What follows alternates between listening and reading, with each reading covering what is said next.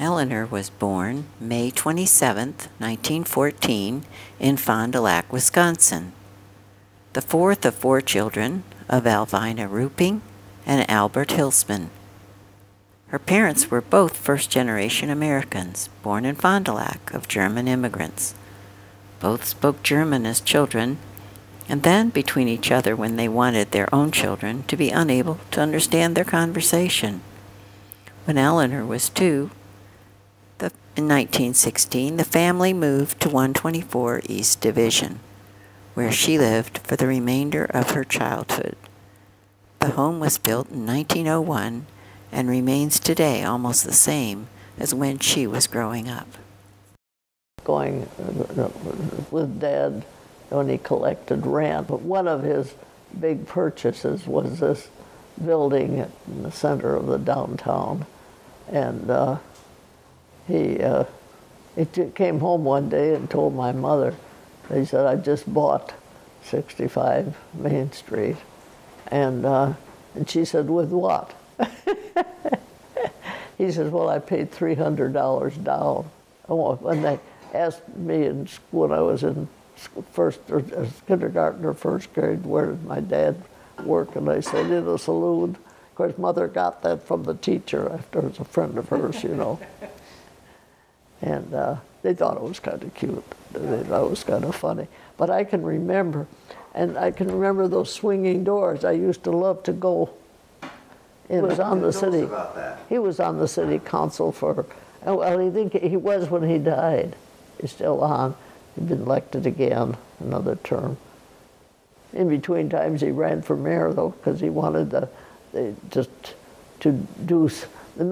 there was a mayor and 2 councilmen, but the mayor had a little bit more authority, and they didn't win that election for mayor.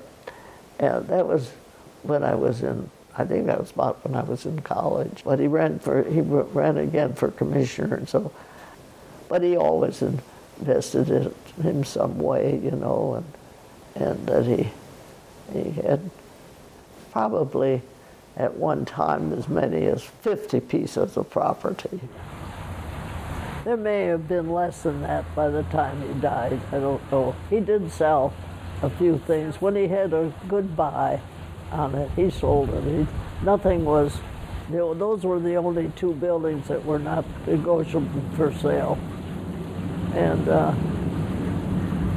but he owned an apartment building down half a block down the street that had, well, it had 4 apartments, 2 downstairs and 2 upstairs and 1 in the basement. He cleaned up the Elks, but he also, when he ran for city councilman, the reason that this fellow that was very corrupt that he was running against, and he knew it, he had confiscated lumber from the city and built himself a cottage out in, or maybe Green Lake. Everybody knew about that he was building this cottage. And he didn't have any money. I can remember his name was Roy Thiel. Isn't that funny? And Dad, because he disliked what he was doing, and he ran for mayor, and he didn't get elected then, but he got another election of city council. This is when I head of Job's Daughters.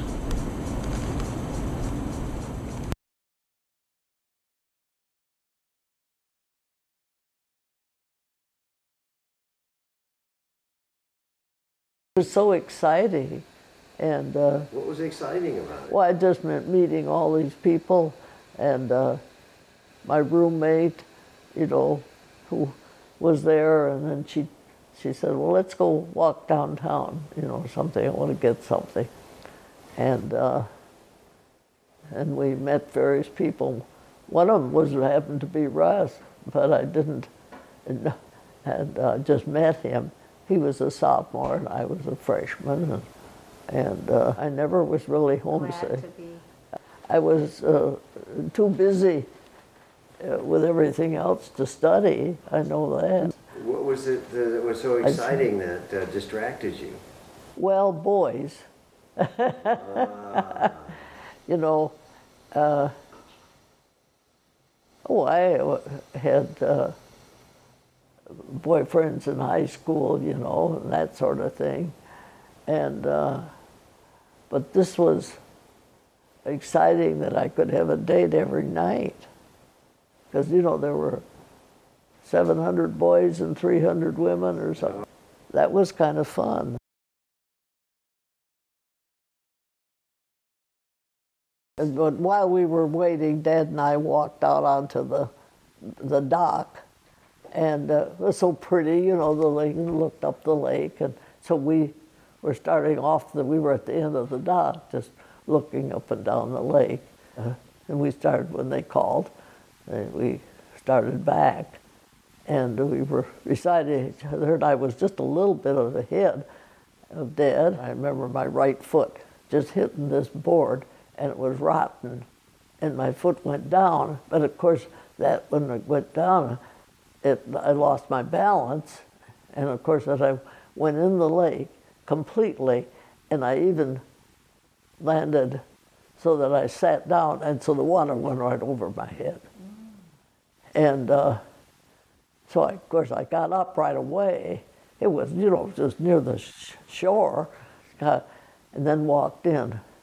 And each step, as I was going up this hill, up to the cottage, my dress was getting longer and longer and longer, just dripping as each step. I remember getting this white suit on. It was kind of a white linen-like material of her mother's. I remember pinning the waist, the skirt on, and of course the blouse was all right, and it was a little bit too big for me, but anyway, I wore that to dinner at the clubhouse that night. So we went to this dance, and the next day, I looked at my leg, because where I had fallen off of the pier, it was a raping on my leg, upper leg. And I showed it to my mother the next day, and she said, "You go see Uncle Will with that." And he said that I barely escaped rupturing that artery there. It was very bad. They actually met, his parents. When we, at that military ball, they came over to see. They sat in the balcony, came over.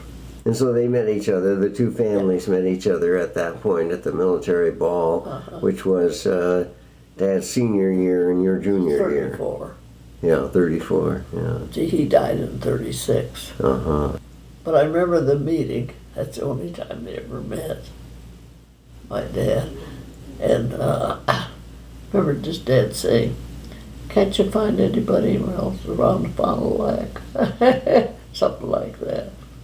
One of the things that I personally had to do if I was to graduate in 4 years, because see, Louise took 5 years to go. Fluff only went 3 years. Bert went a year and a half. And of course, it was his dream. He never had any education. He never had to send all 4 of his kids. Of course, he hoped he had a boy that would be an engineer and all his dream of everything, you know. Well, I said if I didn't do anything else, I had to graduate in 4 years, you know, get a degree. And so I did. And then, as I told you, I wanted to go on to grad school. I guess I thought that it'd be easier to get a job with another degree. Yeah. I got out of college in 35. Dad didn't want me gone, and I didn't realize he was sick, and I wanted to go. So when I couldn't get a job teaching school, and I didn't try too hard. I did apply some places, but I really wanted to do grad school. Yeah. And Dad didn't want me to. He wanted me home. He knew he wasn't going to last, but I didn't know that. It was on kidney failure, and he was in a great deal of pain. And so he just wanted me home. Oh, he had the biggest funeral. It was such a big funeral. It was at the Masonic Temple.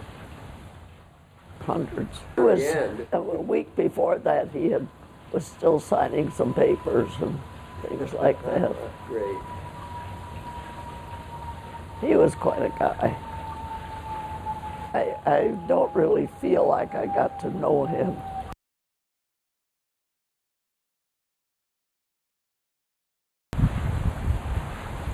Yeah, Russ's mother wasn't sure that I was be a good wife. She thought I was spoiled. My mother said, yeah, I said, do you think we're crazy? And she said, no, if you want to marry him, but you're taking a big risk. Feel like I wanted to be with him. You know, I loved him and I just wanted to be together. On the front porch of your Division Street house. After we were married. Oh, I didn't know came down that. that stairs. How many people came to your wedding? About 50. And this was my bridesmaid. Yeah. Across the street, and that's me. So, did you guys do anything like a honeymoon? What did you do after you got married? They gave him 2 days off, and so he had to go back to work Wednesday morning. So you got married on what day? Saturday. You got married on Saturday? Then we went up to Green Bay Saturday night. I found that bill, I think, in some place, or the hotel bill. And then we went back to Fond du Lac and picked up all our stuff, you know, the wedding presents and clothes and, I mean, all my stuff, you know. And you got the car at that point, right? Well, we had taken the car up to Green Bay. Right, sure. And then we filled the car with all the wedding presents that I wanted to take at that point. So that was on Sunday then? Yeah. And you go back to Chicago at that point? Yeah, that afternoon. And we went back that morning from Green Bay. Green Bay is 100 miles. We didn't have any money. We got lamps and we got a table, I remember. Then Uncle Will gave us this chair and table. We picked it out. We went to Table Factory and got that table we had for years, you know. And then, so we had that in our little dinette. I remember getting a chair.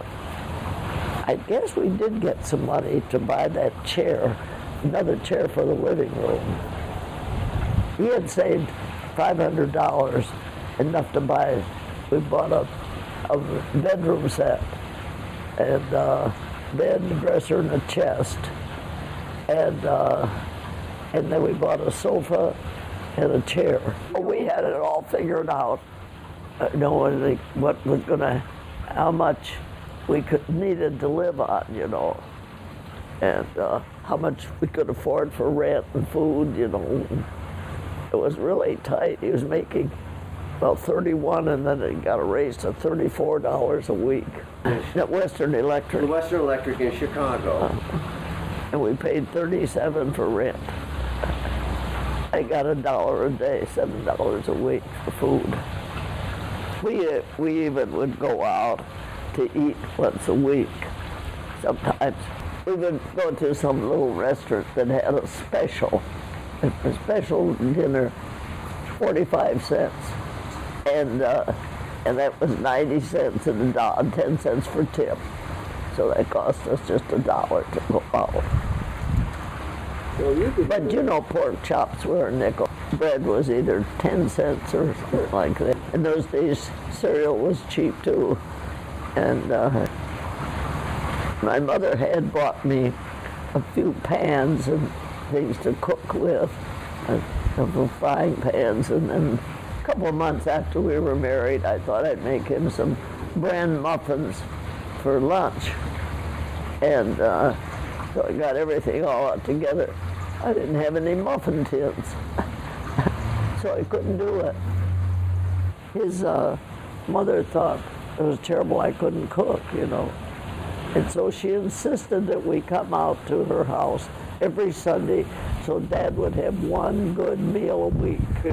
So we took the big Viking out there. Well, soon after Jim was born, Russ's mother showed me this dress that she had made before Russ was born. And it had kept it all those years. All the his younger brothers had also been baptized in this dress. She showed it to me, and it had a petticoat with it long. It was just beautiful. Actually, little puff sleeves with ribbons. I guess I didn't have any choice, but she asked me if I wanted to use it. She expected me to use this dress to have her first grandchild baptized in it.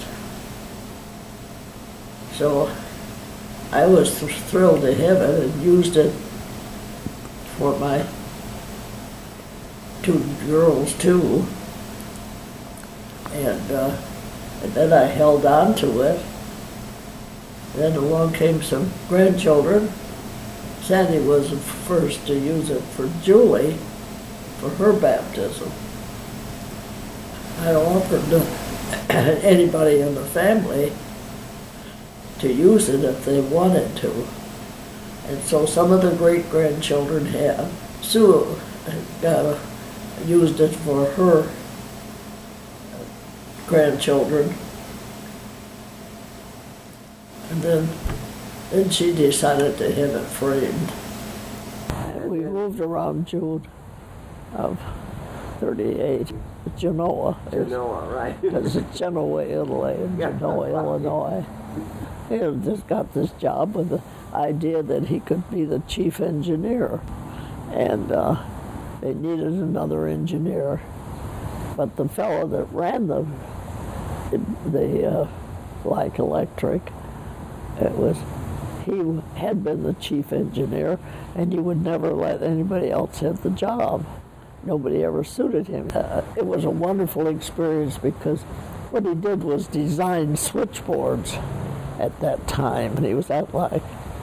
And then he went out and installed them. He was in southern Illinois. In fact, this down at Rantoul. You see, that was when they put in Chanute Field and at Rantoul. And there was just a little town, and here was this big field, big military place, and Russ's mother and dad drove Jim and me down there to see, and it was interesting going through Chanute Field, you know, the new installations I had never seen, our big kitchen, and all the barracks, you know, and it was an interesting thing. But they had a small switchboard in a little town where it was number please, and I'd plug it in, you know, and that type of thing. This was, of course, all automatic switching. You know, the people missed the personal touch of a number please, and when they switched over from the automatic to the manual to the automatic, it was chaotic, and because it didn't work perfectly, you know, in a switchover. It never does, but he just said the experience was wonderful. I think he was getting $150 a month, and then he got a little bit more, $175 or something like that. But when he was getting $150, we lived on less than $100. And we bought furniture and things like that, a refrigerator. See, we didn't have a stove or refrigerator when we moved into that house. Well, we had to have both, but we decided to spend the money on an electric stove. And then he said, wouldn't you like a refrigerator too? We said, well, we would, but we can't afford one. And he said, well, I have an ice box for sale. Somebody turned in, and he said, do you want that for, I think, $2?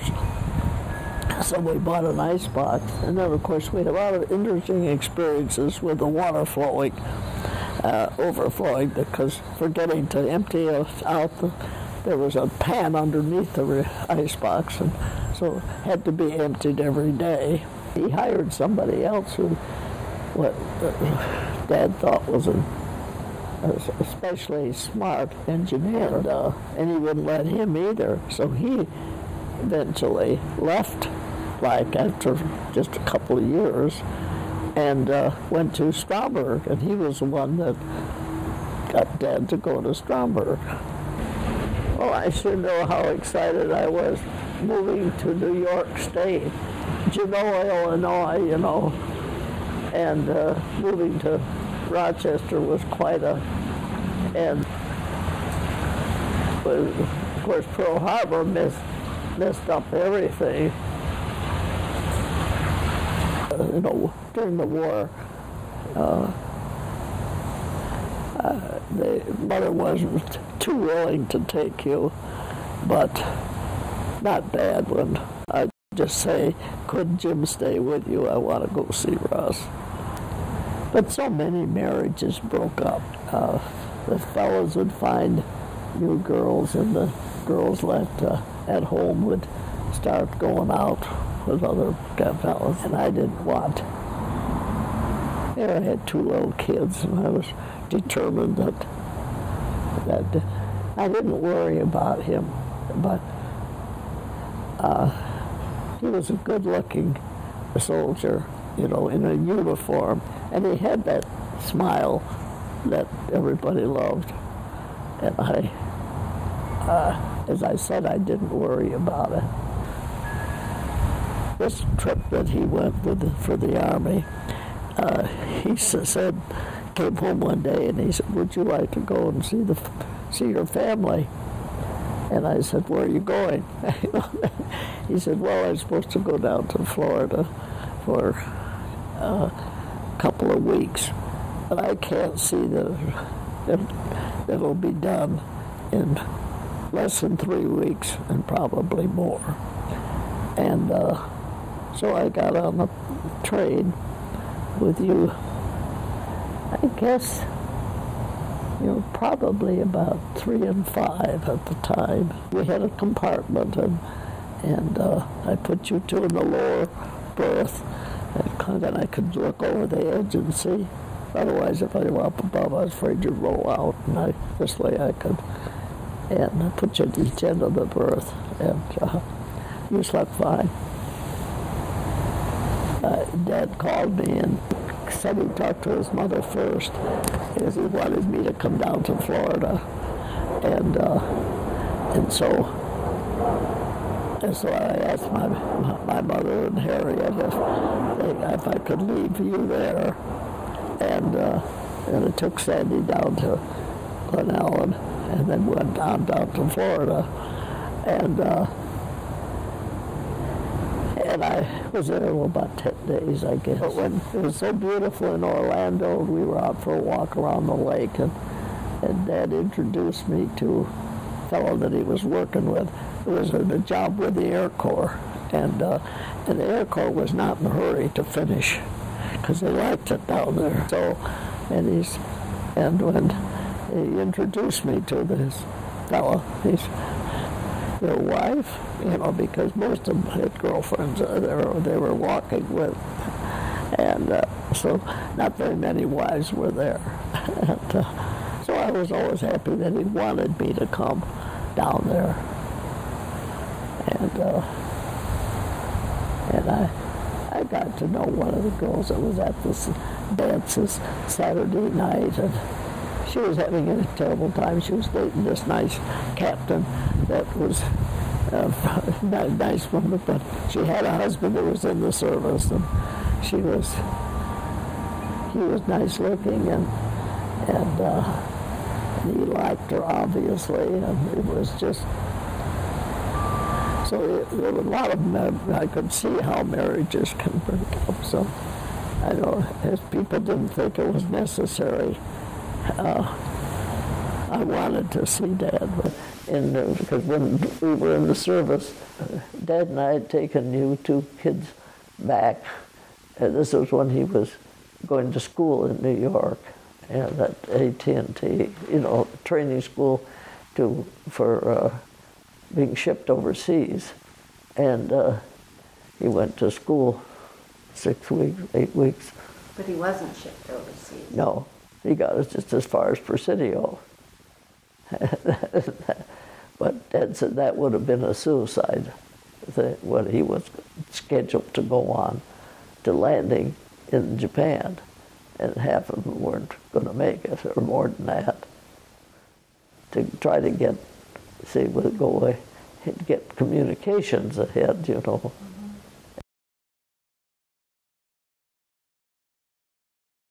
That move back to Rochester after World War wasn't a good move either.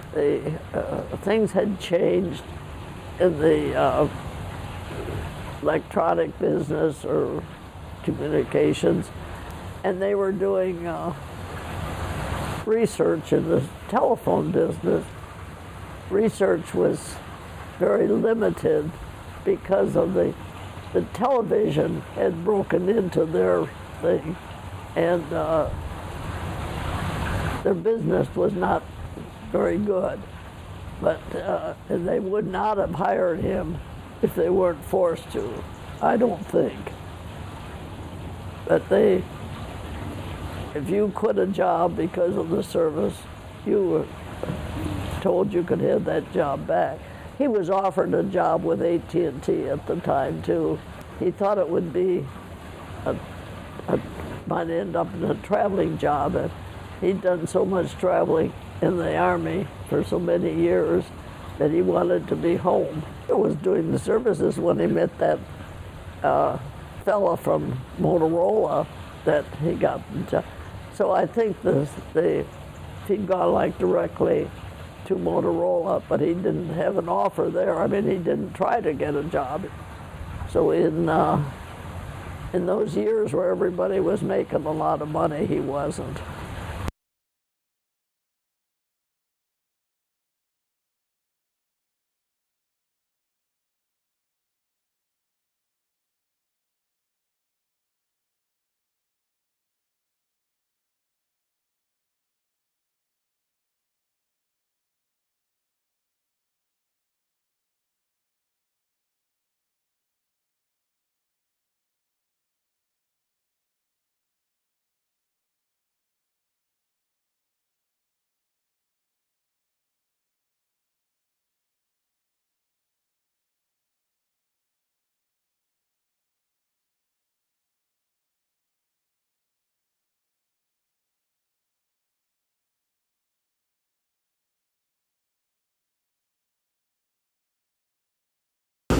Of course, Jenny and Walt were the only people we knew here. Then we started this duplicate bridge club, and pretty soon we had 2 tables, and then got 3, and then we had 4 for a while, and then we had 3 again.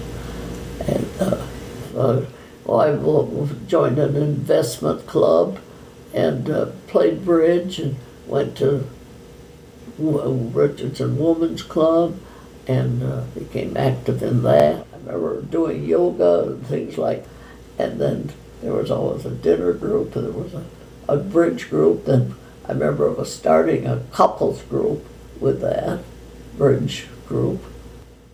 And it went on for 40 years, same as that other bridge club did. When I came to Texas, I was always, since my dad was involved in politics, first time I ever voted was for him, and I'd always been very interested in community service like that because of him.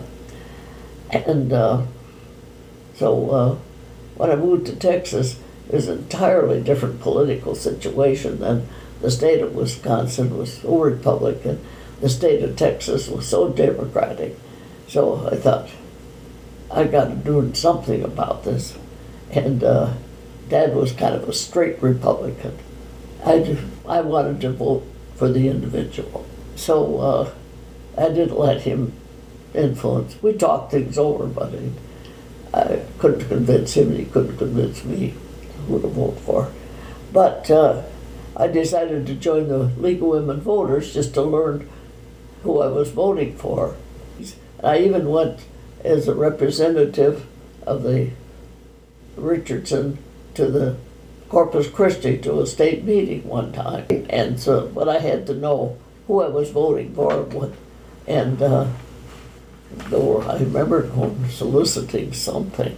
That was the hardest part. I could never go to these asking merchants for ads or something, you know, money. That was the hardest thing. I kept busy all the time. When you retired up to the lake, then you kept busy really with the huge yard and garden and the boat and all the guests that came by. I started the bridge club up there, but we drove down lots of times once a week.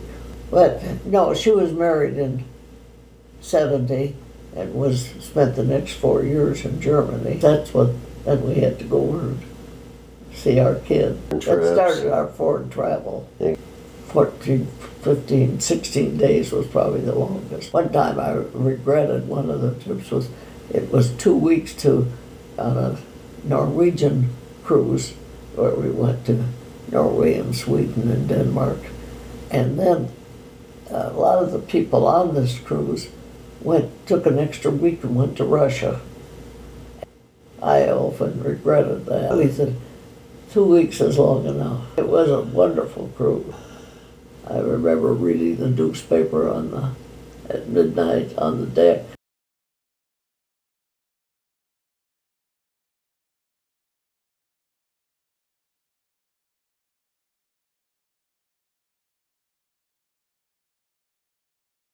Then I remember you doing fairly recently, when you were living in Chambrel, was doing some tutoring of English as a second language.